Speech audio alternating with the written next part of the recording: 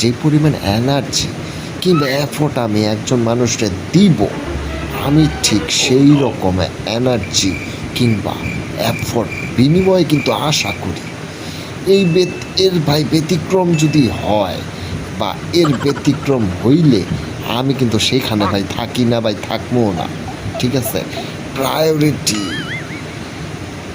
এই জিনিসটা না ভাই ভিক্ষা কইরা চায়া নেওয়ার মতো জিনিস না। ঠিক আছে, ভিক্ষা কইরা কিনলে গেল তুই কি ফকির? হালার পহালা, তুই তো ফকির না, তাই না?